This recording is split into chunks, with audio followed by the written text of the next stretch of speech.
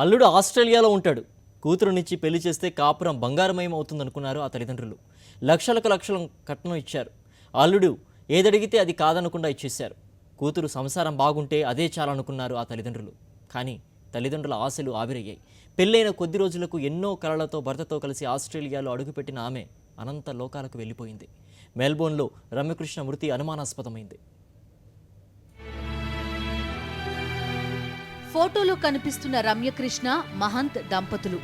రమ్యది హైదరాబాద్ కూకట్పల్లి అయితే మహంత్ది వరంగల్ జిల్లా గోవిందరావుపేట. 2012లో వీరికి పెళ్లైంది. దంపతులిద్దరూ ఆస్ట్రేలియాలోని మెల్బోర్న్లో ఉంటున్నారు. పెళ్లి సమయంలో మహంత్కు 60 లక్షల కట్నంతో హైదరాబాద్లో ఒక అపార్ట్మెంట్ కూడా ఇచ్చారు. మహంత్ పిజ్జా వ్యాపారం చేస్తానంటే రమ్య తల్లిదండ్రులు మరో 49 లక్షల రూపాయలు ఇచ్చారు. బీటెక్ చదివిన రమ్య భర్తకు సహాయంగా ఉండేందుకు ఆస్ట్రేలియాలో ఉద్యోగం కూడా చేసింది.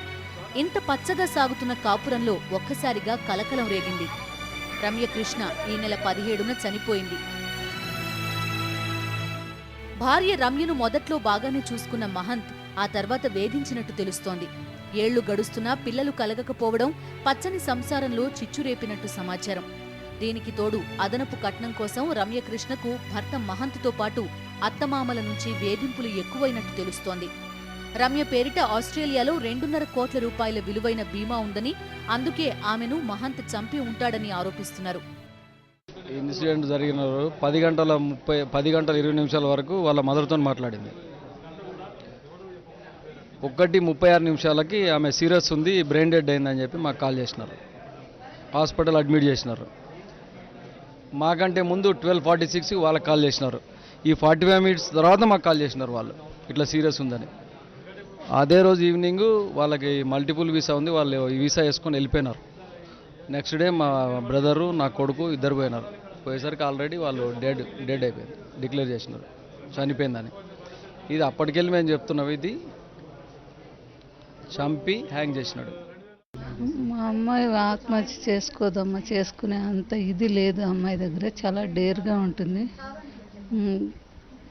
ఇంతకుముందు 6 మంత్స్ క్రితం 3 పల్టీలు కొట్టింది. కారు నుజ్జు అయిపోయింది. దానికి కూడా భయపడలేదు. రెండో రోజే హాస్పిటల్కి వెళ్ళొచ్చి కారు తీసుకుని వెళ్ళిపోయింది. చాలా డేర్గా ఉంటుంది. ఇది మటుకు మహంతే కారణం. కఠినంగా శిక్షించాలి.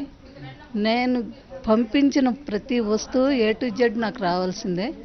నేను నా పిల్ల లేకపోయినా కానీ ఆ వస్తువులు నేనైతే ఉంచుకోను. నేను ఎవరికొకరికి అందరికీ నా పిల్ల గుర్తుగా ఇచ్చేస్తాను. నేను ప్రతి ఒక్క వస్తువు పంపించాను.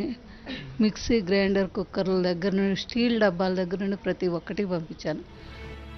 రమ్య మృతదేహాన్ని హైదరాబాద్ తీసుకొచ్చేందుకు ఆమె బంధువులు నానా ఇబ్బందులు పడ్డారు. రమ్య బంధువులు భర్త మహంత్ కలిసి మృతదేహాన్ని హైదరాబాద్కు తీసుకొచ్చారు.